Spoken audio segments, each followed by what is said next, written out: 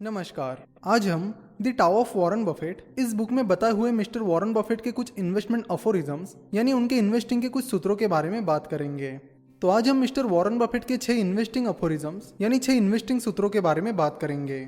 Let's start. Mister Benjamin Graham, जिन्होंने investing पर the intelligent investor, security analysis जैसे evergreen books लिखे हैं और वैल्यू इन्वेस्टिंग को डेवलप किया है, वो कोलंबिया यूनिवर्सिटी में प्रोफेसर थे। और मिस्टर वॉरेन बफेट ने सिर्फ बेंजामिन ग्राहम से सीखने के लिए कोलंबिया यूनिवर्सिटी में एडमिशन ली थी। तो मिस्टर वॉरेन बफेट ने हमेशा मिस्टर बेंजामिन ग्राहम की वैल्यू इन्वेस्टिंग की फिलॉसफीज को फॉलो किया है और साथ ही मिस्टर फिलिप फिशर की फिलॉसफीज को भी फॉलो किया है। मिस्टर बेंजामिन ग्राहम की वैल्यू इन्वेस्टिंग की फिलॉसफी कहती है कि कंपनी जब अंडर वैल्यूड होती है यानी कंपनी का स्टॉक जब कम वैल्यूएशन पर अवेलेबल होता है तब उसे खरीदो। और मिस्टर फिलिप फिशर की फिलॉसफी कहती है कि अच्छी क्वालिटी के बिजनेसेस में इन्वेस्ट करो।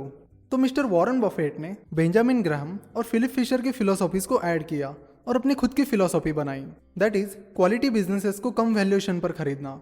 और ऐसा करके मिस्टर वॉरेन बफेट ने बेंजामिन ग्राहम और फिलिप फिशर से कई गुना ज़्यादा पैसा कमाया। इसलिए मिस्टर वॉरेन बफेट कहते हैं कि बेंजामिन ग्राहम और फिलिप फिशर की बुक्स पढ़ो और कंपनीज के एनुअल रिपोर्ट्स पढ़ो। इन्वेस्टिंग में मैथमेटिकल इक्वेशंस डालकर उसे कॉम्प्लेक्स मत बनाओ। चलो तो अगले सूत्र के बारे में बात करते हैं। मिस्टर वॉरेन बफेट कहते हैं कि सक्सेसफुल इन्वेस्टर बनने के लिए आपको कॉम्प्लेक्स मैथमेटिकल इक्वेशंस आना जरूरी नहीं है। अगर आपको बेसिक मैथमेटिक्स आता है जैसे कि एडिशन, सब्सट्रैक्शन, मल्टीप्लिकेशन और डिवीजन और आप परसेंटेज और प्रोबेबिलिटी निकाल सकते हो तो दैट इज इनफ। हम सभी को पता है कि मिस्टर वॉरेन बफेट बचपन में न्यूज़पेपर्स डिलीवर करने जाते थे। तो मिस्टर वॉरेन बफेट कहते हैं कि सक्सेसफुल इन्वेस्टर बनने के लिए अगर डिफिकल्ट मैथमेटिकल स्किल्स की जरूरत होती तो मुझे इन्वेस्टिंग छोड़कर वापस न्यूज़पेपर डिलीवर करने के लिए जाना पड़ता था। अब अगले सूत्र की बात करते हैं। मिस्टर वॉरेन बफेट बहुत लॉन्ग टर्म के लिए इन्वेस्ट करना पसंद करते हैं और उसके लिए वे ऐसी कंपनीज को ढूंढते हैं जिनके अगले 10 से 15 साल के बिजनेस को वो प्रेडिक्ट कर सकते हैं, यानी 10 से 15 साल बाद वो बिजनेस कहाँ होगा उसका प्रेडिक्शन लगा सकते हैं। और इसलिए वे कंपनी के प्रोडक्ट्स और सर्विसेज पर बारीकी से नजर रखते हैं। कोका कोला पिछले कई सालों से छोटे मोटे चेंजेस करके सेम कोक बेच रही है। तो ऐसी कंपनीज जिन्हें अपने प्रोडक्ट्स में ज्यादा चेंजेस करने की जरूरत नहीं होती, ऐसी कंपनीज की रिसर्च एंड डेवलपमेंट कॉस्ट बहुत कम होती है, यानी कंपनी को रिसर्च एंड डेवलपमेंट पर ज्यादा पैसे खर्च नहीं करने पड़ते हैं। और क्योंकि प्रोडक्ट सेम है उसमें ज्यादा चेंजेस नहीं हो रहे हैं, इसलिए सेम मशीन्स लंबे टाइम के लिए यूज की जाती है, उन्हें बार बार बदलने की जरूरत नहीं पड़ती। इस तरह कंपनी के खर्चे कम हो जाते हैं। तो ऐसे बिजनेसेस कम कैपिटल में आगे बढ़ते हैं, उन्हें ग्रो होने के लिए ज्यादा कैपिटल नहीं लगता है।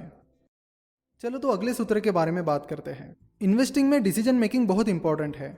जब हम डिसीजन लेते हैं तो कई बार वो डिसीजन गलत भी हो जाती है। तो गलतियों के डर से अगर आप डिसीजन लेना ही बंद कर दोगे तो आप आगे नहीं बढ़ पाओगे। तो आपको हमेशा गलत डिसीजन से सीखते रहना होगा और उन गलत डिसीजन से मिली सीख आपको सही डिसीजन लेने में मदद करेगी। अगला सूत्र है, किसी बिजनेस के अंडरलाइंग इकोनॉमिक्स अच्छे है या नहीं, उसे ईमानदार और कार्यक्षम लोग चला रहे हैं या नहीं, और वो बिजनेस कम वैल्यूएशन पर अवेलेबल है या नहीं, ये पता करने के लिए उस बिजनेस को समझना बहुत इंपॉर्टेंट है।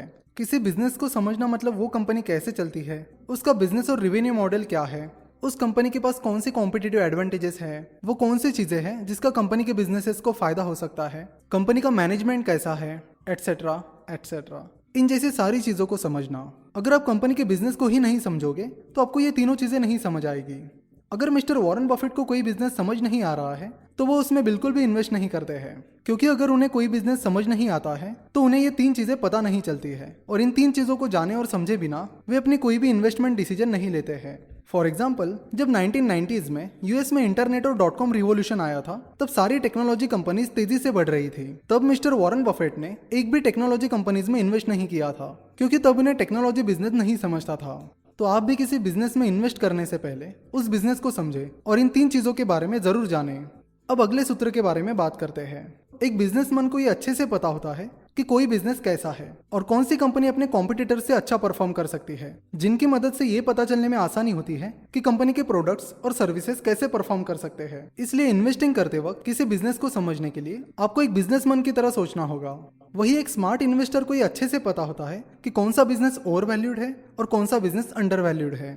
मिस्टर वॉरेन बफेट बचपन से ही अलग अलग बिजनेसेस करते आए हैं, जिससे उन्हें अलग अलग सेक्टर्स के बिजनेसेस की अच्छी परख हो गई है। तो उन्होंने अपने बिजनेस और इन्वेस्टमेंट स्किल्स को यूज करके सफलता हासिल की है। इसलिए मिस्टर वॉरेन बफेट कहते हैं कि आज मैं सक्सेसफुल इन्वेस्टर हूँ क्योंकि मैं एक बिजनेसमैन हूँ, और आज मैं सक्सेसफुल बिजनेसमैन हूँ क्योंकि मैं एक इन्वेस्टर हूँ। अगले पार्ट में हम 6 और सूत्रों के बारे में बात करेंगे। अगर आपको ये वीडियो पसंद आई है तो जरूर हमारे चैनल finnovations.com को सब्सक्राइब करें हमसे जुड़े रहने के लिए आप हमें फेसबुक और ट्विटर पर फॉलो कर सकते हो और हमारे टेलीग्राम चैनल को भी ज्वाइन कर सकते हो। Thanks for watching.